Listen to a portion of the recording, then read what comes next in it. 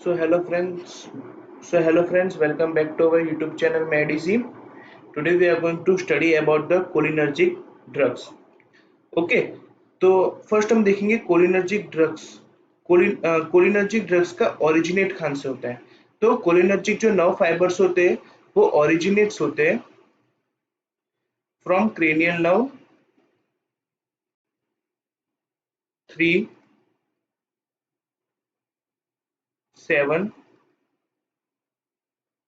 9 and 10। Okay, और उसके और जो क्रेनियल और उसके जो कोलिनर्जिक जो नर्व फाइबर्स होते हैं वो हमारे सैक्रल रीजन से H2, H3 एंड S4 से भी ओरिजिनेट होते हैं। ठीक है, ये हमारा था कोलिनर्जिक नर्व फाइबर्स कहाँ से ओरिजिनेट होते हैं वो। अब ये कोलिनर्जिक जो सिस्टम है ड्रग्स, जो कैसे ये कोलिन हमारे बॉडी के अंदर सिंथेसिस होता है और कैसे ये डिग्रेड होता है, हम उसके बारे में जानेंगे। फर्स्ट, पहले कोलिन कोलिन का अपटेक होता है इन न्यूरॉन। ओके, सो कोलिन न्यूरॉन में आ गया। अब ये जो कोलिन आया, कोलिन किस में कन्वर्ट होगा? Acetyl Colin. ठीक है, इसमें एसिटेट ग्रुप इसके अंदर अटैच होने के बाद ये एसिटाइल कोलिन बनेगा। अब ये एसिटाइल कोलिन बना, अब ये एसिटाइल कोलिन क्या होगा? इस वेसिकल में स्टोर होगा। ठीक है, इस वेसिकल में स्टोर होने के बाद क्या होगा? ये ये इस प्री सिनेप्टिक न्यूरॉन से रिलीज होगा और ये इसका पोस्ट सिनेप्टिक न्यूरॉन है, ये जाके आगे इसका स्टिमुलेशन देगा। ठीक है, ये होता है pre synaptic neuron. Okay, and this one is post synaptic neuron.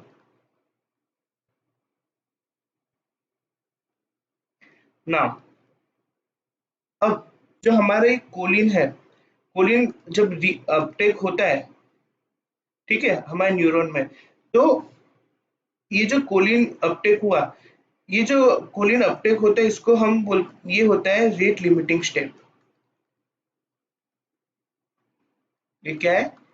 So it is a rate limiting step. जो कोलिन का अपटेक हुआ वो रेट लिमिटिंग स्टेप होता है। ये बहुत ही इंपॉर्टेंट एमसीक्यू है जो काफी बार पूछाया गया है। ठीक है, अब ये हमारा एसिटाइल कोलिन का सिंथेसिस हुआ, एसिटाइल कोलिन इधर आ गया। ओके, अब ये एसिटाइल कोलिन के सिंथेसिस होने के बाद अब हम इसमें जानेंगे कि कौन कौन से ड्रग इसमें वर्क करते हैं। सो फर्स्ट, ऐसे ड्रग्स जो कोलिन को कोलिन का जो अपटेक है उसको इनिबिट करे। ठीक है, तो वो ड्रग का नाम है हेमी कोलिनियम। ओके, ये हेमिकोलिनियम क्या करेगा? It inhibit the uptake of choline. ये कोलिन का अपटेक को रोकेगा। ठीक है, जो कोलिन का अपटेक रेट लिमिटिंग स्टेप होता है। ठीक है, अभी जो हमारा जो एसिटाइल कोलिन बन गया। अब एसिटाइल कोलिन जो वेसिकल में स्टोर होता है, ठीक है, तो इस ये हमको इसको वेसिकल में से स्टॉप करना है, इसको स्टोर होने से, तो इसके लिए हम ड्रग यूज करेंगे, दैट इज वेसामिकॉल। वेसामिकॉल, ये वेसामिकॉल ड्रग क्या करेगी? ये क्या करेगी? वेसिकल में कोलिन को नहीं जाने देगी।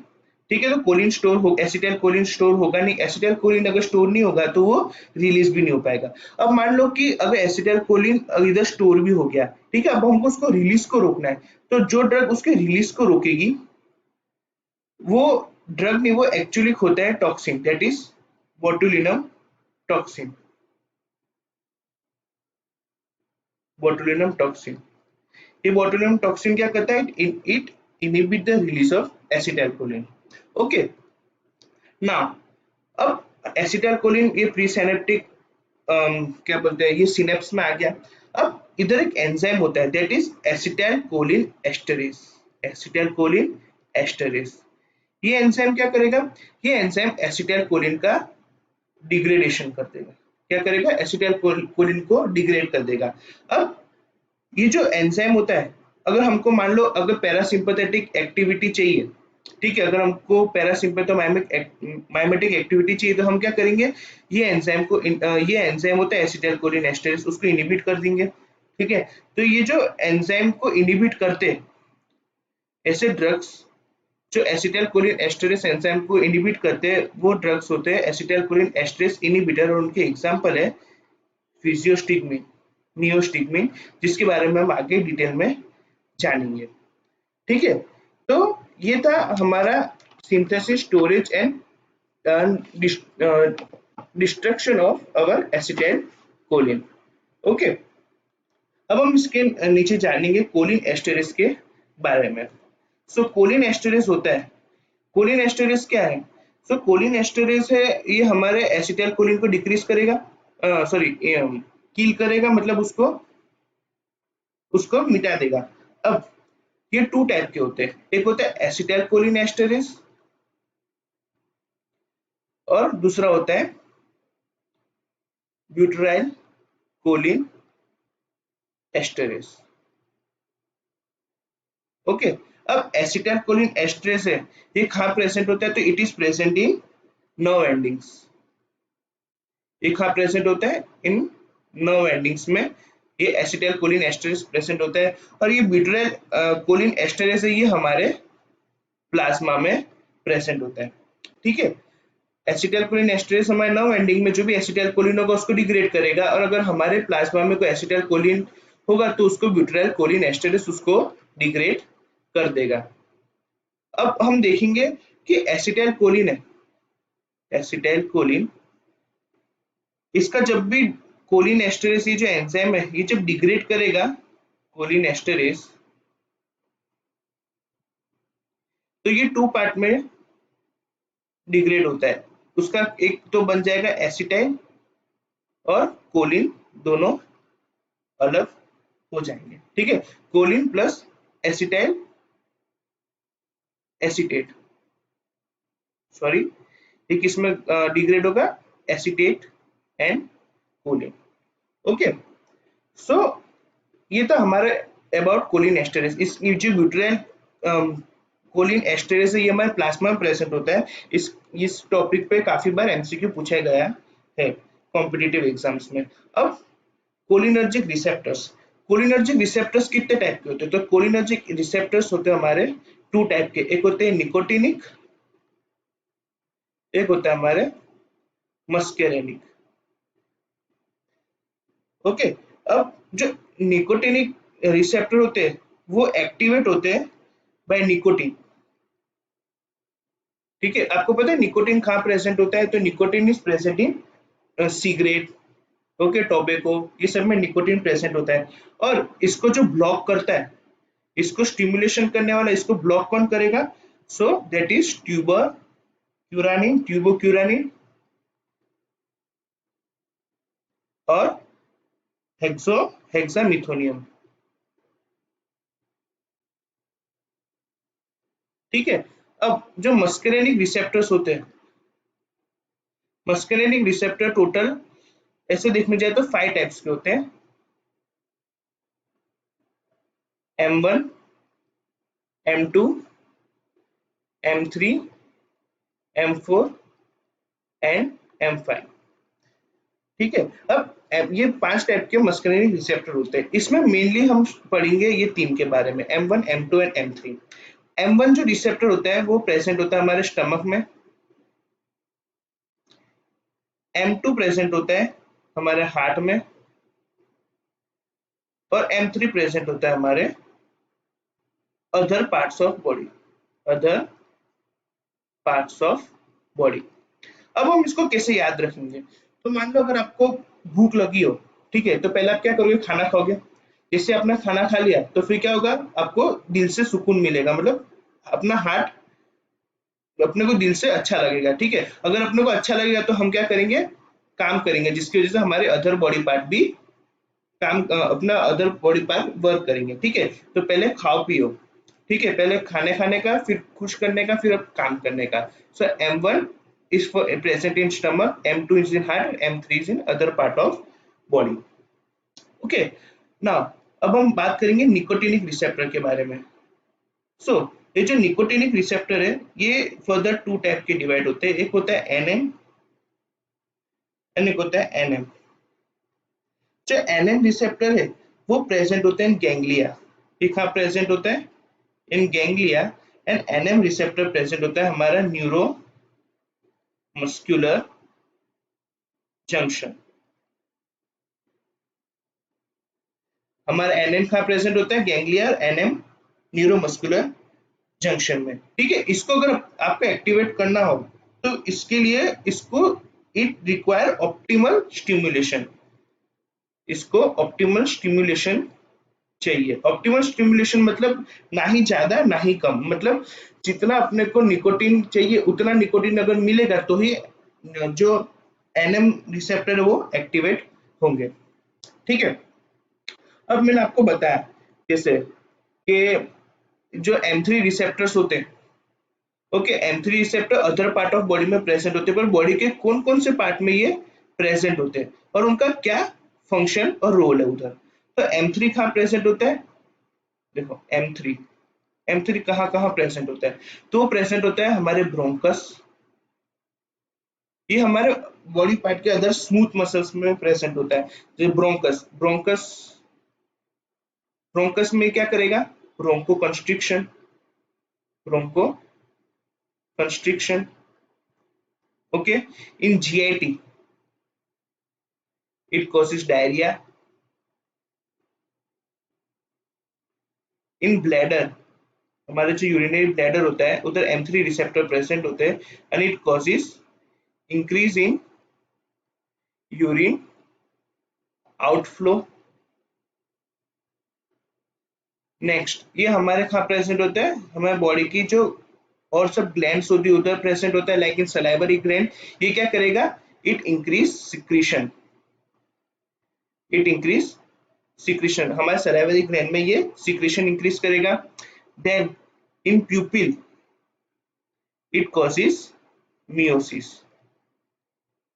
It causes miosis. ओके, हमारा ब्रोंकस में M3 रिसेप्टर प्रेजेंट होता है। M3 रिसेप्टर क्या करेगा? वो ब्रोंको कंस्ट्रिक्शन करेगा। GIT में M3 रिसेप्टर डायरिया करेगा। ब्लैडर में M3 रिसेप्टर यूरिन का आउटफ्लो इंक्रीज करेगा और ग्लैंड्स के अंदर वो सिक्रीशन इंक्रीज करेगा, लेकिन सलाइवरी ग्लैंड वो सलाइवा सिक्रीशन इंक्रीज करेगा। इन प्यूपिल वो क्या करेगा? मियोसिस कॉज करेगा। ओके, तो ये इसके फंक्शंस है। अब हम देखेंगे इसका, आपको इसको याद रखना होता है। इसको कैसे याद रखोगे? तो इसका एक निमोनिक है, लाइक ये M है, ठीक है, इसमें ये मान ये 1, ये M1 इधर, M2 इधर, M3, M4 and M5। Okay, so ये जो 3 M है, M1 M3 M5, ये क्या, इसका इनका क्या रोल होता है? तो they are cause excitatory stimulation, ये एक्साइटेटरी स्टिमुलेशन देंगे।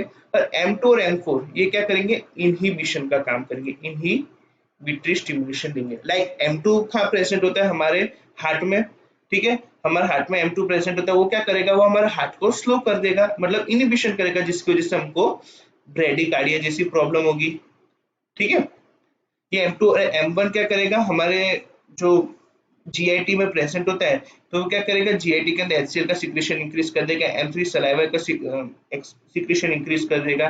ठीक है, ये उसके मेन फंक्शन होते हैं। तो ये एक निमोनिक है M1 M से अपने इसे याद रख सकते हैं ना। अब हम इसमें जानेंगे ड्रग्स के बारे में। अब हम पढ़ेंगे ड्रग्स, जो ऐसे ड्रग्स जो इनकी एक्टिविटी को इंक्रीज और डिक्रीज करते हो।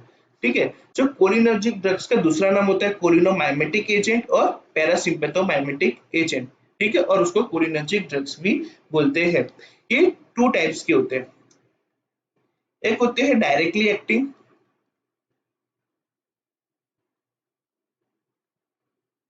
एंड एक होते हैं इनडायरेक्टली एक्टिंग।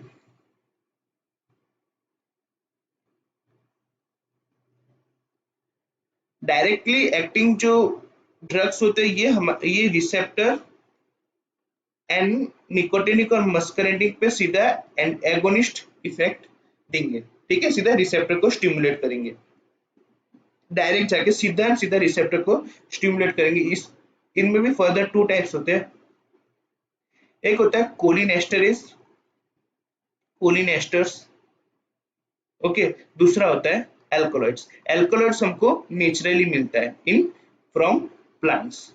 ओके, अब कोलिन एस्टरेज में कौन कौन से ड्रग इंक्लूड होंगे, तो इसके अंदर इंक्लूड होगा एसिटाइल कोलिन,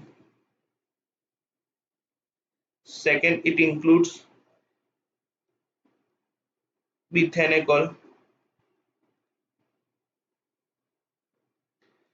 फिर इसके अंदर कार्बाकॉल ड्रग इंक्लूड होगा, then मिथाकोलिन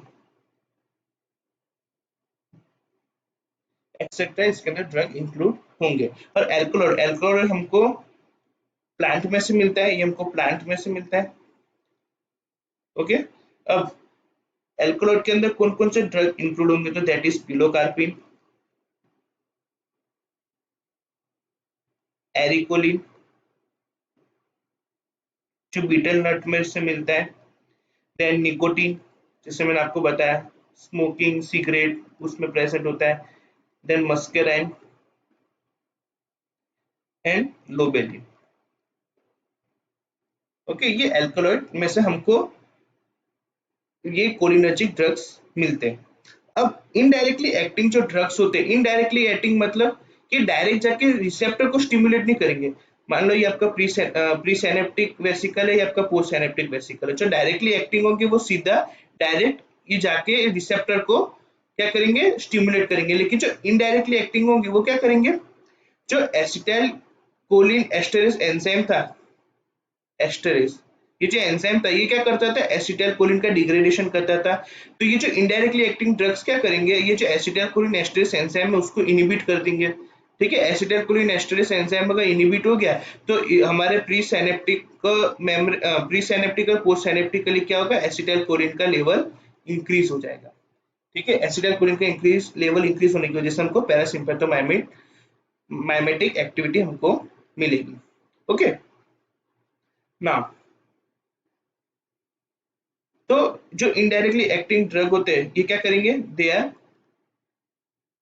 acetyl choline esterase inhibitor.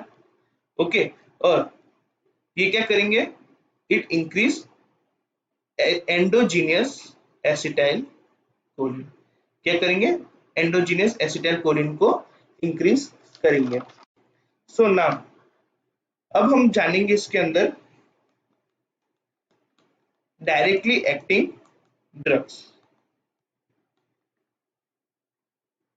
तो डायरेक्टली एक्टिंग ड्रग्स मतलब जो हमने एसिटाइल कोलिन कोलिन एस्टरेज में जो हमने लिखे ये डायरेक्टली एक्टिंग ड्रग्स में, उसकी हम स्पेशलिटी, उसके साइड इफेक्ट और उसके मैकेनिज्म के बारे में देखेंगे। डायरेक्टली एक्टिंग,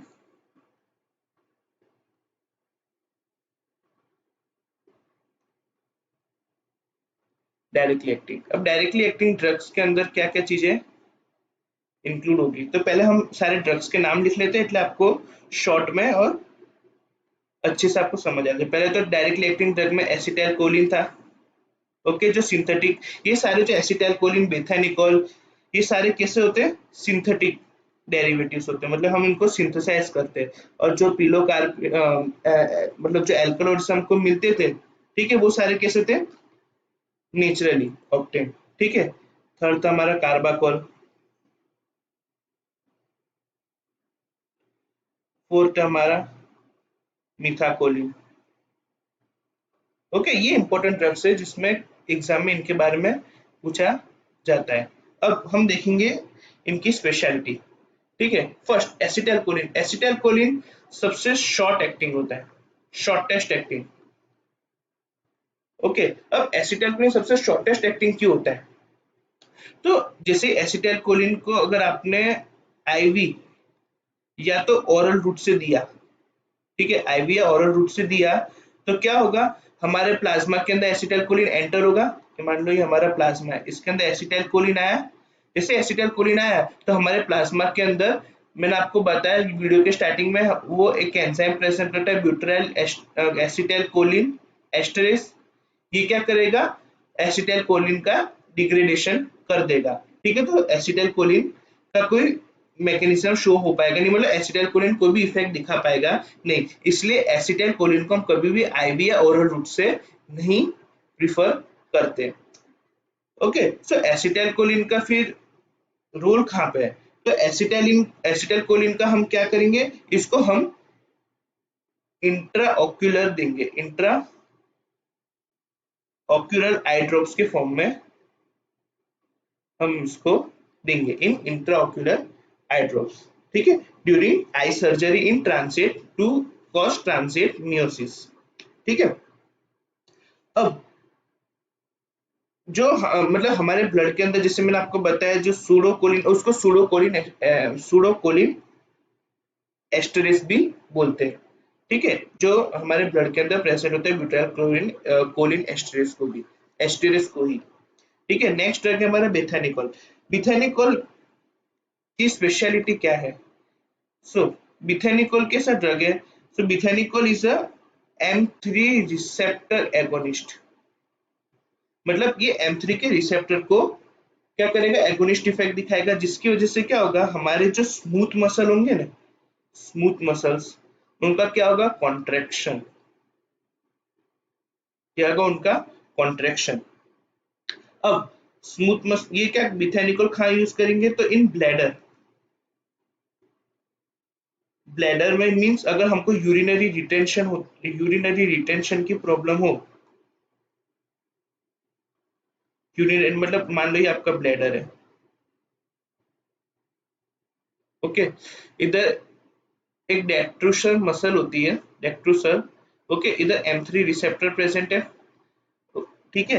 अब मान लो अभी आपको यूरिनरी रिटेंशन हो रहा, बार बार यूरिन का रिटेंशन हो रहा, तो अगर हम बेथानिकोल क्या करेगा, इस पे आके एक्ट करेगा, ओके, इसको एगोनिस्ट इफेक्ट दिखाएगा, एगोनिस्ट इफेक्ट होने की वजह से क्या होगा, ये जो मसल होगी वो क्या होगी, कॉन्ट्रैक्ट होगी, जिसकी वजह से यूरिन का आउटफ्लो इंक्रीज हो जाएगा, ठीक है। ये था बेथानिकोल का मैकेनिज्म। ये क्या करेगा, M3 को स्टिमुलेट करेगा, इसके स्टिमुलेट होने की वजह से क्या होगा, यूरिन का फ्लो इंक्रीज हो जाएगा, ये डेक्टोशन मसल का क्या करेगा, कॉन्ट्रैक्शन, डेक्टोशन मसल कॉन्ट्रैक्शन की वजह से क्या होगा, यूरिन का आउटफ्लो इंक्रीज हो जाएगा, ओके। ये दूसरी यूज होता है हमारे atonic bladder, in atonic bladder also bethanechol is use, ठीक है। इन इंटेस्टाइन, जो हमारे इंटेस्टाइन में megacolon means in paralytic ileus, जिसमें कोलोन की साइज इंक्रीज हो जाती है, उसमें भी हम बेथानिकोल को यूज कर सकते हैं। नाउ अब कार्बाकोल, कार्बाकोल कहाँ यूज होता है, तो कार्बाकोल हम स्टिमुलेट करेगा both nicotinic and muscarinic receptors, ये दोनों निकोटिनिक और मस्करेनिक रिसेप्टर की स्टिमुलेशन देगा, ठीक है। इसकी वजह से क्या होगा, इट प्रोड्यूस मियोसिस, ये क्या करेगा, मियोसिस प्रोड्यूस करेगा, हमारे प्यूपिल एकदम पिन पॉइंट, हमारा जो प्यूपिल होगी एकदम पॉइंट जैसी, पिन पॉइंट जैसी प्यूपिल हो जाएगी, ठीक है। सो ये जो मियोसिस प्रोड्यूस करता है, तो इसको हम कहाँ यूज करेंगे, तो it is used in treatment of glaucoma, it is used in treatment of glaucoma, okay. ये हम टॉपिकल आई ड्रॉप के फॉर्म में इसको देते हैं, इन टॉपिकल आई ड्रॉप्स, ओके। तो ये था कार्बाकोल के बारे में सम पॉइंट्स। अब हम देखेंगे मिथाकोलिन के बारे में। अब मिथाकोलिन कैसा ड्रग है, मिथाकोलिन हमारे M2 रिसेप्टर को ज्यादा स्टिमुलेट करता है एज कंपेयर टू, ये M2 को ज्यादा क्या बोलते हैं, स्टिमुलेट करेगा as compare to M1 and M3। इसका मतलब ऐसा नहीं कि वो M1 और M3 को नहीं करेगा, लेकिन M2 को ज्यादा करेगा, ठीक है, ये स्पेसिफिक एगोनिस्ट होता है। अब ये M2 को स्टिमुलेट कर रहा है, ठीक है। अब M2 के स्टिमुलेशन से क्या होता है, जिससे मैंने आपको बताया, M2 के ये हमारा हार्ट है, ओके, ये हमारे इधर M2 रिसेप्टर प्रेजेंट है, ठीक है। ये M2 रिसेप्टर जब हार्ट पे एक्ट करेगा, मतलब इसका स्टिमुलेशन देगा, M2 रिसेप्टर जब स्टिमुलेट होंगे तो हार्ट में क्या होगा, इसके अंदर हार्ट रेट डिक्रीज हो जाएगी, कार्डियक आउटपुट डिक्रीज हो जाएगा ना, हार्ट ब्रेडी कार्डिया जैसी कंडीशन में आ जाएगा, ठीक है, तो हम इसको कहाँ यूज करेंगे, तो we use in the treatment of tachycardia, use in the treatment of tachycardia because it blocks M2 receptor on heart. Okay, अब मिथाकोलिन है, मिथाकोलिन को हम इनहेलेशनल रूट से देते हैं, इनहेलेशनल रूट, मिथाकोलिन को हम इनहेलेशन रूट से देते हैं। अब मिथाकोलिन एक बहुत ही अच्छा ड्रग है, बहुत ही स्पेसिफिक अच्छा ड्रग है, ये टैकीकार्डिया को ट्रीट करेगा। सो इसके लिए हम इसका एक टेस्ट करते हैं, ठीक है, उस टेस्ट को हम बोलते हैं मिथाकोलिन चैलेंज टेस्ट। ये जो टेस्ट करता है इसको हम बोलते हैं मिथाकोलिन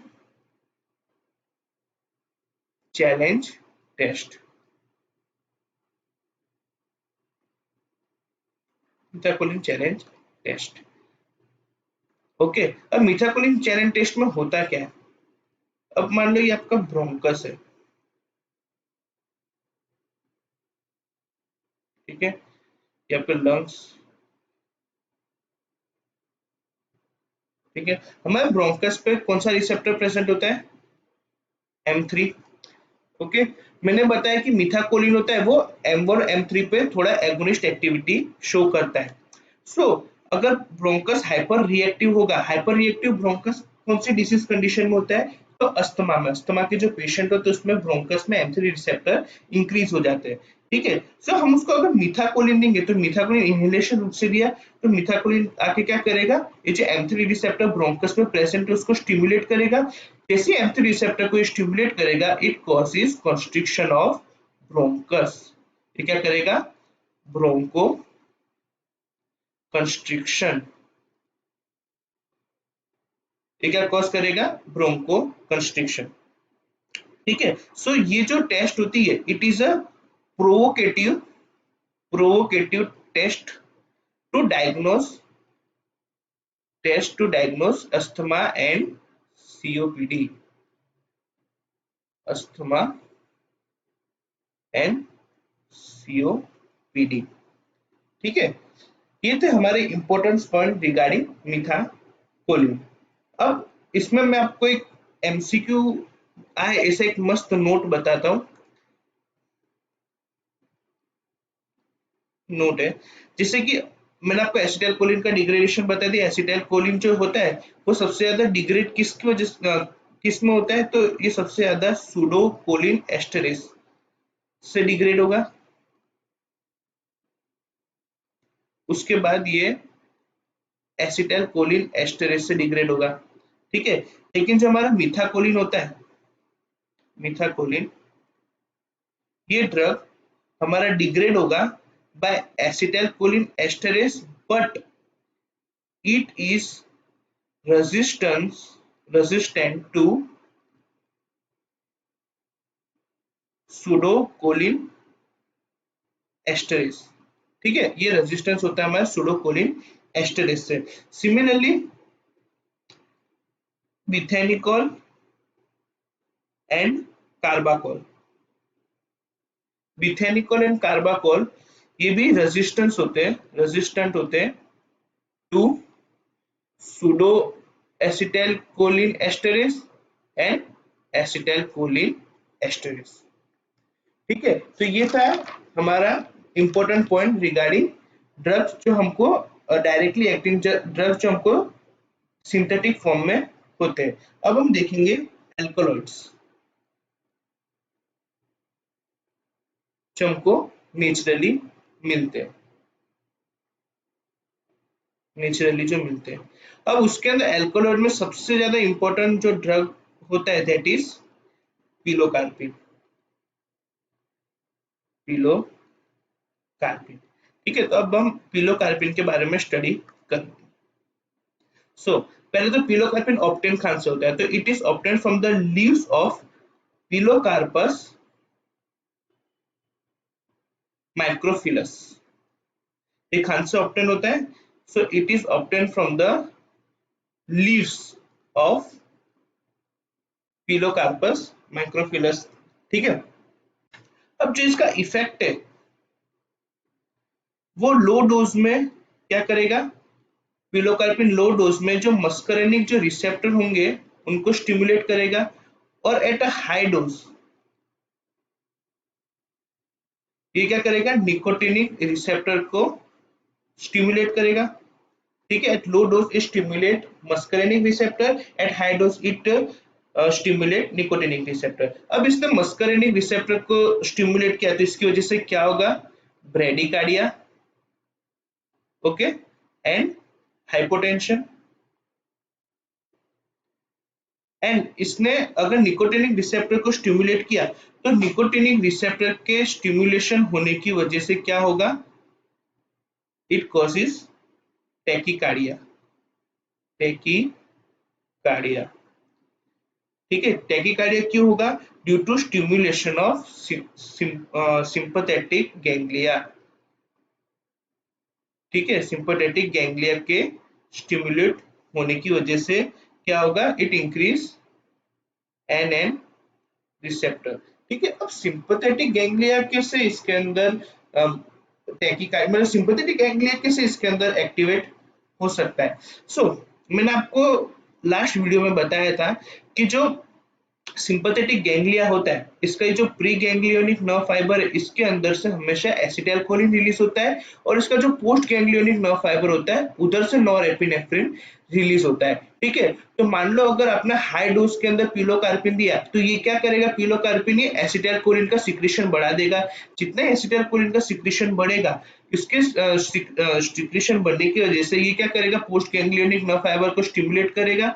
इसके स्टिमुलेट होने की वजह से नॉरएपिनेफ्रिन और एपिनेफ्रिन का रिलीज इंक्रीज हो जाएगा, और नॉरएपिनेफ्रिन और एपिनेफ्रिन की रिलीज होने की वजह से हमको टैकीकार्डिया होता है।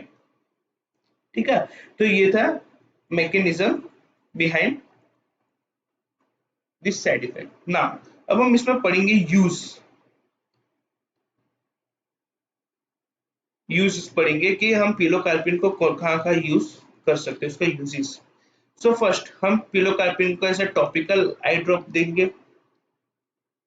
We give topical eye drops of pilocarpine of 0.5 to 4%. Okay. दूसरा कि it is a mitotic agent. ये कैसा है, माइटोटिक एजेंट है, मतलब मियोसिस कॉज करेगा। इसको हम ओपन इरिडोकॉर्नियल ग्लोकोमा में यूज करेंगे, इरिडोकॉर्नियल ग्लोकोमा में इसको यूज करेंगे। और इसको हम counteract the effect of mydriasis in fundoscopy. ठीक है, जब हम फंडोस्कोपी करते हैं तो उसमें जो मिड्रियासिस हो जाता है उसको काउंटरैक्ट करने के लिए, मीडियाटिक फंडोस्कोपी में उसको काउंटरैक्ट करने के लिए हम पिलोकार्पिन का यूज कर सकते हैं। ठीक है, अब पिलोकार्पिन अगर हमने यूज किया, ठीक है, तो उसकी वजह से क्या क्या साइड इफेक्ट होने के चांसेस है। अगर पिलोकार्पिन दिया तो ये क्या है, एगोनिस्ट की तरह इफेक्ट करेगा, कोलिनर्जिक एगोनिस्ट है तो कोलिनर्जिक एगोनिस्ट के होने की वजह से क्या होगा, ये क्या करेगा, हमारे लैक्राइमेशन को इंक्रीज करेगा, इट इंक्रीज लैक्राइमेशन। ठीक है, third it increase salivation, saliva का सिक्रीशन इंक्रीज करेगा, जिससे मैंने आपको बताया। फोर्थ इट इंक्रीजेज स्वेटिंग, ठीक है, करेगा, स्वेटिंग को भी इंक्रीज करेगा। अब इस स्वेटिंग को इंक्रीज कैसे करता है, मैं आपको एक और चीज बताता हूँ कि हमारा जो क्या बोलते हैं सिंपैथेटिक फाइबर्स होते हैं, ठीक है, जैसे कि मैंने आपको बताया ये प्री गैंग्लियोनिक नर्व फाइबर है, इधर से एसिटाइलकोलिन रिलीज हुआ, फिर ये सिंपैथेटिक के पोस्ट गैंग्लियोनिक फाइबर में नॉरएपिनेफ्रिन का रिलीज करता है। लेकिन इधर एक एक्सेप्शन होता है, ये हमारा जो स्वेट ग्लैंड्स होता है ना, स्वेट ग्लैंड्स जहाँ से पसीने के लिए स्वेट ग्लैंड्स होता है, उधर क्या करेगा, उधर ये एसिटाइलकोलिन का रिलीज होगा, एपिनेफ्रिन का या नॉरएपिनेफ्रिन का नहीं होगा। मतलब हमारे स्वेट ग्लैंड्स में नॉरएपिनेफ्रिन के बदले एसिटाइलकोलिन का रिलीज होगा, जिसकी वजह से हमको स्वेटिंग इंक्रीज होगी। ओके, नाउ अब हम देखेंगे इसके, अगर ये सलाइवा को इंक्रीज करता है, ठीक है, अगर एसिटाइल कोलिन सलाइवा को इंक्रीज करेगा तो ये कौन सी डिसीज कंडीशन के लिए यूज हो सकता है?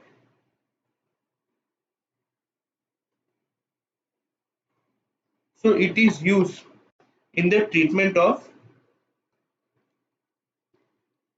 xerostomia. एक हाँ यूज होगा in the treatment of xerostomia. Xerostomia का मतलब होता है ड्राई माउथ, ठीक है, in case of xerostomia and in case of Sjogren syndrome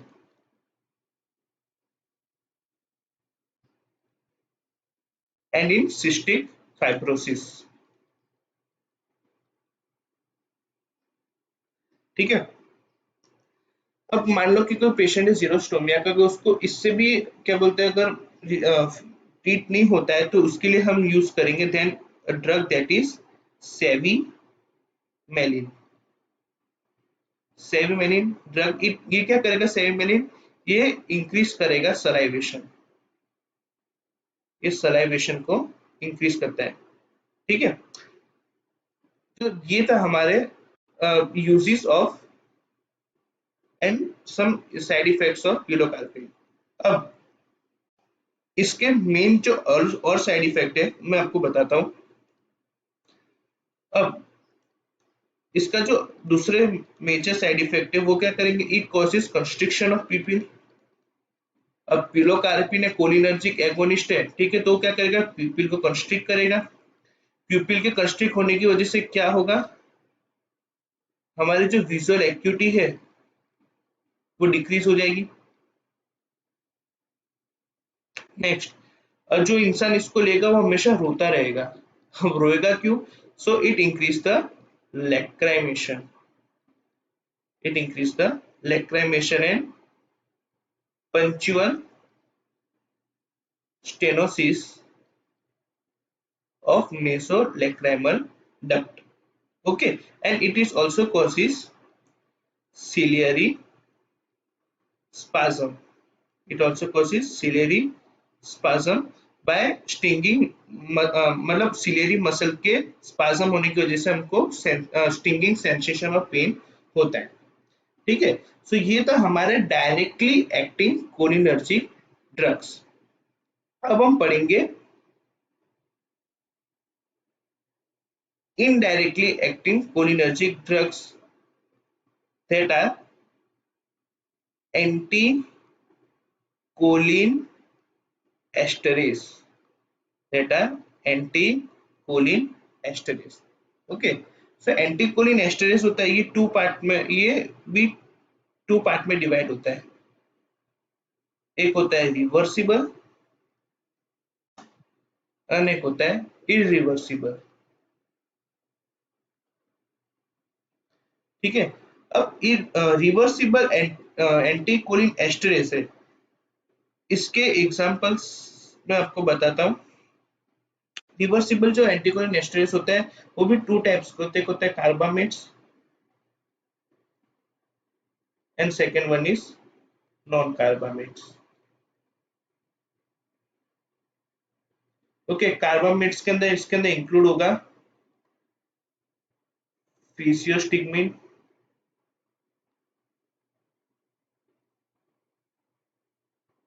neostigmine,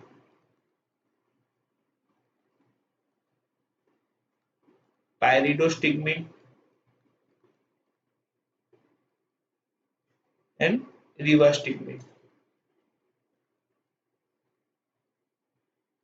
and non carbamates में ड्रग इंक्लूड होंगे like edrophonium, tacrine, donepezil and galantamine. Now irreversible जो acetyl choline esterase होते हैं उसमें भी टू टाइप्स होते हैं। First carbamates and organophosphate. Okay, carbamates होते हैं उसके अंदर एग्जांपल में आता है carbaryl and propoxur. And organophosphate में डाइफ्लॉक्स एंड मेलाथायोन एंड इकोथायोफेट। ये हमारे क्लासिफिकेशन है एंटी कोलिन एस्टरेज का। ना अब हम इन ड्रग की डिटेल में स्टडी करेंगे। जैसे कि मैंने आपको पहले ही बताया कि जो एसिटाइल कोलिन एस्टरेज होता है, ये जो ड्रग्स ये क्या करेंगे, ये हमारे acetyl choline endogenous acetyl choline को इंक्रीज करेंगे। ठीक है, जिसकी वजह से क्या होगा, एसिटाइल कोलिन की एक्टिविटी इंक्रीज हो जाएगी। अब जो इरिवर्सिबल होते हैं वो इरिवर्सिबल क्या करेंगे, ये इरिवर्सिबल है ना कोवैलेंट बॉन्ड फॉर्म कर देते हैं। ठीक है, जिसकी वजह से क्या होता है, वो वापिस वो एंजाइम होता है वो जिंदा नहीं हो पाता है। ठीक है, मतलब वापिस वो एंजाइम नहीं उसका वर्क कर पाएगा। ठीक है, अब जो रिवर्सिबल, अब पहले हम पढ़ेंगे रिवर्सिबल एंटीकोलिनेस्टेरेज।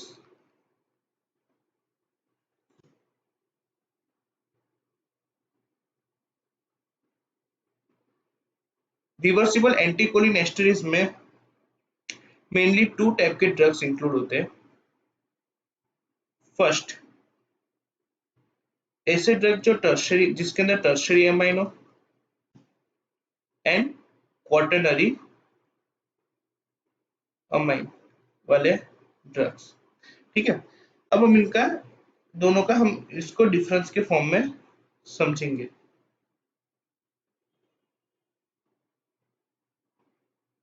ठीक है, सो पहले तो फर्स्ट टर्शरी अमाइन।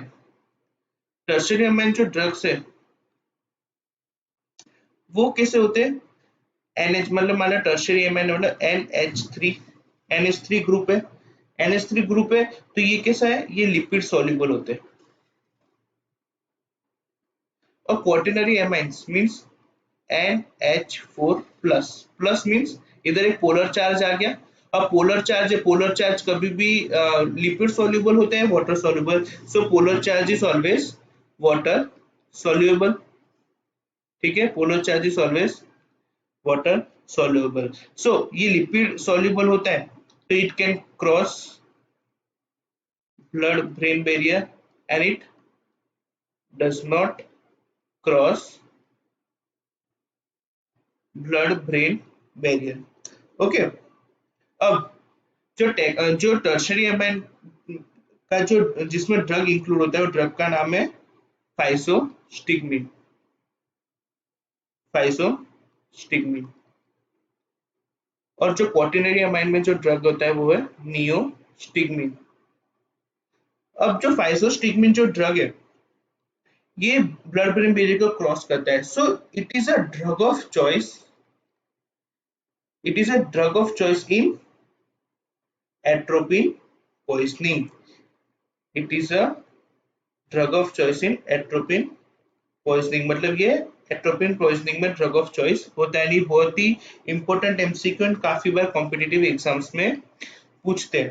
ठीक है, अब आपको इसको याद रखना हो तो इसको आप कैसे याद रखोगे कि कौन सा, मतलब नियोस्टिग्मिन या तो फाइजोस्टिग्मिन के बीच में कभी कंफ्यूजन हो जाए तो देखो, नियो, नियोस्टिग्मिन। ओके, सो नियो, नियो, नियो मतलब नो, नियो मतलब नो, तो ये ब्लड ब्रेन बैरियर को क्रॉस करेगा नहीं। ठीक है, ब्लड ब्रेन बैरियर को क्रॉस नहीं करेगा तो वो वाटर सॉल्युबल होगा। અને फाइसोस्टिग्मिन, फाइसोस्टिग्मिन मतलब फाइसो मतलब फ्रीली, ये क्या होगा, फ्रीली क्रॉस करेगा ब्लड ब्रेन बैरियर को, जिसकी वजह से ये कैसा होगा, लिपिड सॉल्युबल।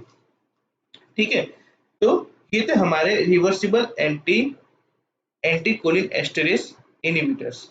अब हम देखेंगे कौन से ड्रग यूज होते हैं इन the treatment of Alzheimer's disease.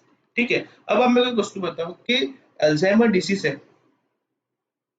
Alzheimer's disease,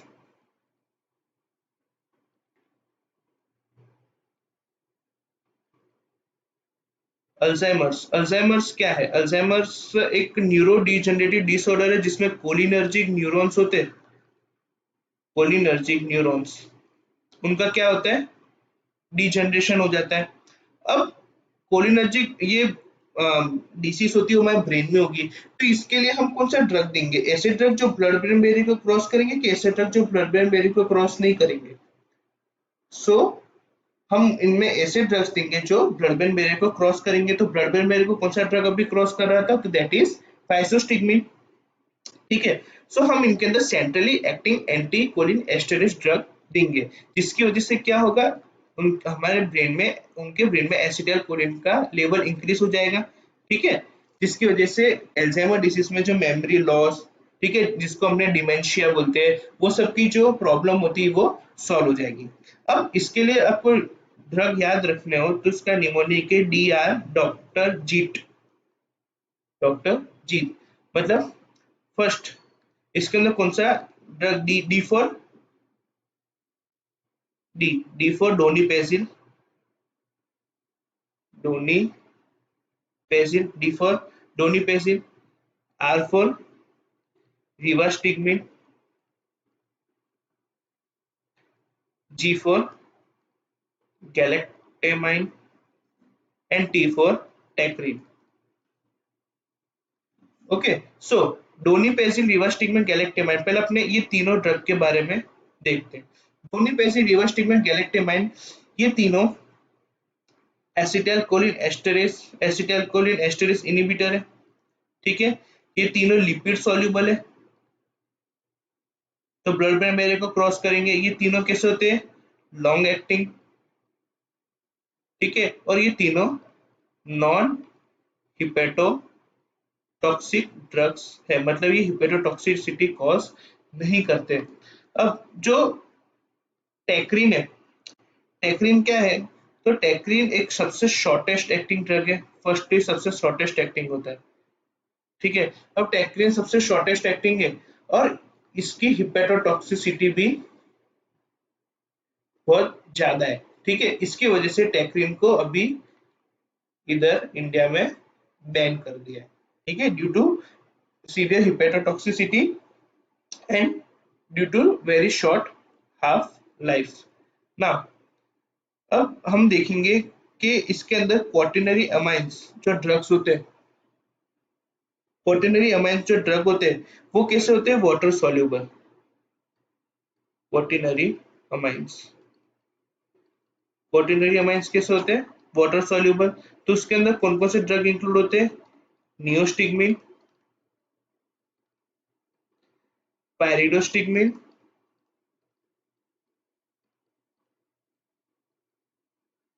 एड्रोफोनियम,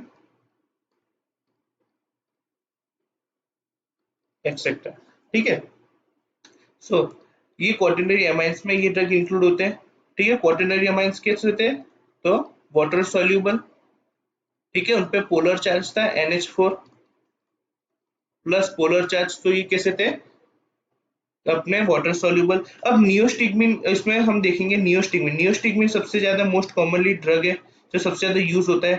ठीक है, अब ये डायरेक्ट जाके सीधा NM रिसेप्टर को एगोनिस्ट इफेक्ट दिखाएगा, एगोनिस्ट इफेक्ट करता है।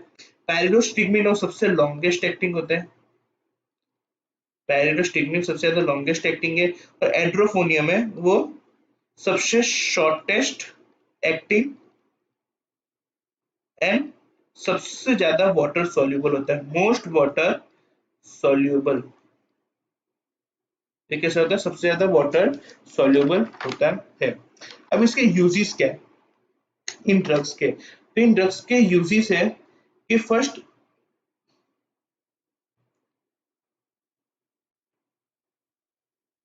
ये कहाँ का यूज होते हैं? तो first they are use in reversal of they are use in reversal of NM blocker. मतलब हम non depolarizing muscle relax neuromuscular blocker देते हैं। ठीक है, उसकी वजह से क्या होता है? न्यूरोमस्कुलर जंक्शन ब्लॉक हो जाता है, जिसकी वजह से क्या बोलते हैं, पैरालिसिस होने के चांस रहते हैं। ठीक है, तो ऐसे समय पे हम क्या करेंगे? हम जो एसिटाइल कोलिन का जो लेवल होता है हमको इंक्रीज करना पड़ता है। ठीक है, सो हम क्या करेंगे? ये जो ड्रग्स होते हैं हम इस कंडीशन में यूज करते हैं इन पोस्ट ऑपरेटिव मसल पैरालिसिस। ये ड्रग हम कहाँ यूज करते हैं? इन मसल पैरालिसिस, और it is also used in post operative muscle paralysis.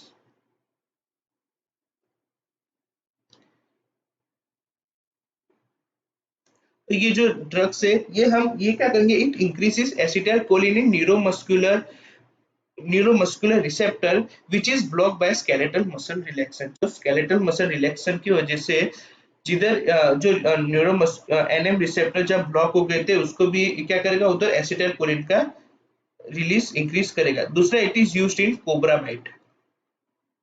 Cobra bite, ठीक है, कोबरा बाइट मतलब जब सांप डसता है, ठीक है, कोबरा, उसमें हम इसको यूज करते हैं। क्यों? क्योंकि उसका जो विनोम होता है, उसका जो जहर होता है, वो क्या करता है? हमारे न्यूरोमस्कुलर रिसेप्टर होते हैं उसको ब्लॉक कर देता है, ठीक है, जिसकी वजह से हमको पैरालिसिस होता है।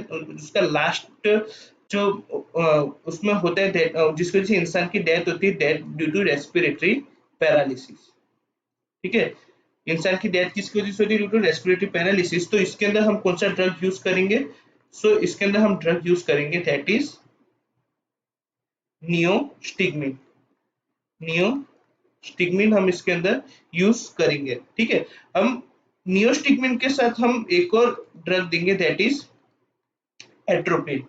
अब हमने इसके अंदर एट्रोपिन की यूज यूज किया।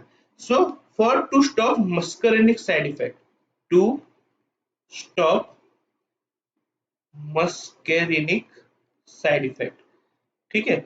अब मान लो कोई पेशेंट है जिसको आपने नियोस्टिग्मिन दिया, वो एसिटाइलकोलिन का इंक्रीज करके, एसिटाइलकोलिन अगर इंक्रीज होगा तो उसकी वजह से क्या हो सकता है? हमारा सलाइवेशन, लैक्रिमेशन, वो सब इंक्रीज हो जाएगा। वो सब साइड इफेक्ट को क्या करेगा? एट्रोपिन क्या करेगा? वो सब साइड इफेक्ट को स्टॉप कर देगा, जिसकी वजह से हम हमेशा नियोस्टिग्मिन के साथ एट्रोपिन ऐड करके ही देते हैं। नाउ थर्ड, इसका कहाँ यूज है? Third, it is used in myasthenia myasthenia okay, in myasthenia gravis it is used in myasthenia gravis। अब myasthenia gravis क्या है? तो myasthenia gravis it is an autoimmune disorder in which antibodies directed to our nicotinic receptor at the muscular end plate, ठीक है। ये कैसी disease है? इधर जो हमारे जो न्यूरोमस्कुलर एनएम होते हैं, एनएम रिसेप्टर, उधर क्या होता है? एंटीबॉडीज आके बाइंड हो जाती है, ठीक है। मान लो न्यूरोमस्कुलर का एक रिसेप्टर है, इधर आके एक एंटीबॉडी बाइंड हो गई, ठीक है, जिसकी वजह से वो उसका जो एसिटाइलकोलिन उसका वो उसका फंक्शन नहीं कर पाएगा। इट रिजल्ट, उसकी वजह से क्या होता है? इट रिजल्ट इन वीकनेस आ जाती है। जो पेशेंट होगा उसको कैसे सिम्टम होगा? वीकनेस आ जाएगी, उसको ऑक्यूलर, फेशियल एंड फेरेंजियल जो मसल हो गए वो उसके अंदर सबसे ज्यादा इन्वॉल्व होते हैं, ठीक है। लेटरी उसके जो बाद में ये जब डिसीज सीवियर होती है तब इसके अंदर जो हमारे लिम्स और जो हमारे रेस्पिरेटरी मसल्स होते हैं उसमें भी इफेक्ट होता है। अब उसकी ट्रीटमेंट क्या है?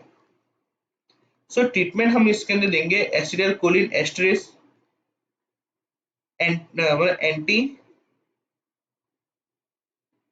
एंटी कोलिन एस्टरेज,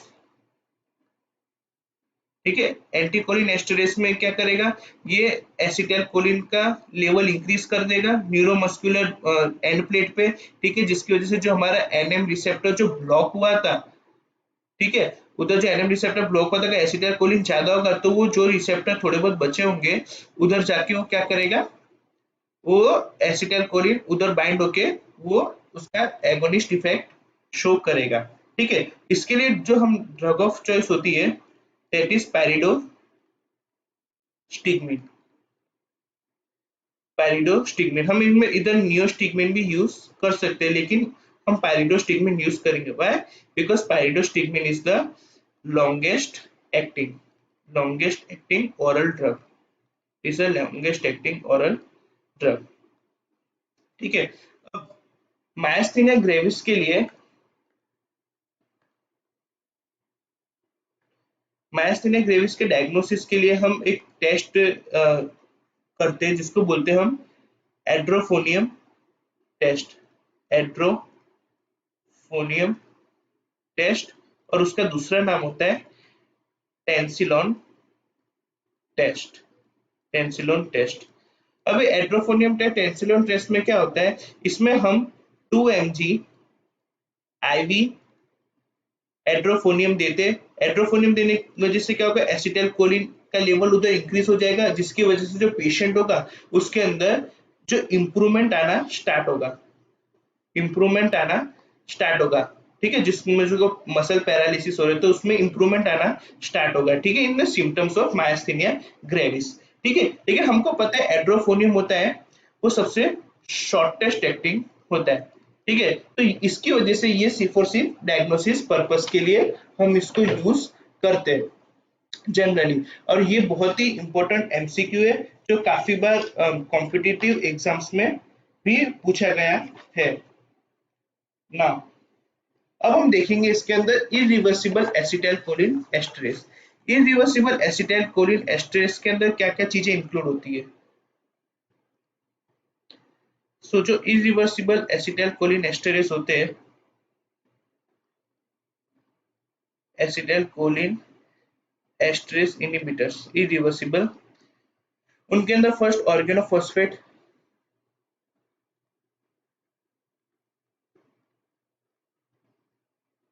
ऑर्गेनोफॉस्फेट के अंदर ड्रग्स इंक्लूड होंगे लाइक मेलाथायोन,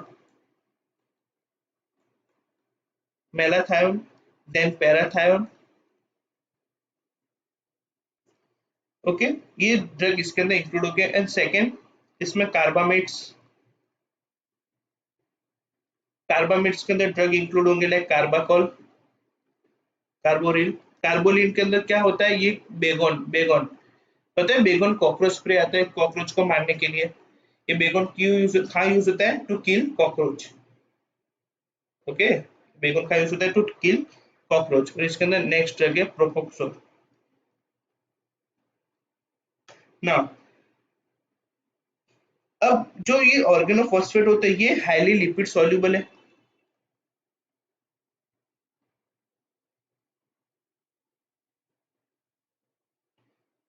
ठीक है, अब हाईली लिपिड सॉल्युबल होने की वजह से क्या होगा, ये हमारा ये क्या करेंगे, ये एसिटाइल कोलिन एस्टरेस का ये इरिवर्सिबल है। इरिवर्सिबल मतलब एक बार एसिटाइल कोलिन एस्टरेस को इनहिबिट कर दिया, मतलब एसिटाइल कोलिन एस्टरेस को इनहिबिट कर दिया तो क्या करेगा, ये एसिटाइल कोलिन का लेवल बढ़ाते रहेगा, बढ़ाते रहेगा, बढ़ाते रहेगा। अब एसिटाइल कोलिन का लेवल बढ़ाएगा तो उसकी वजह से क्या होगा, मैंने आपको बताया जैसे कि M1 रिसेप्टर में क्या करेगा, ये HCl का सिक्रीशन इंक्रीज कर देगा। ठीक है, ये M2 रिसेप्टर में हमारे हार्ट रेट डिक्रीज करके ब्रेडिकार्डिया कॉज करेगा।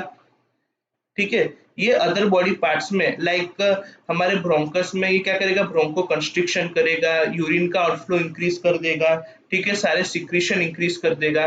ठीक है, ये सब कॉज करेगा इरिवर्सिबल एसिटाइल कोलिन एस्टरेस अगर हम देंगे तो। ठीक है, अब और it also cause cause point pin point प्यूपिल।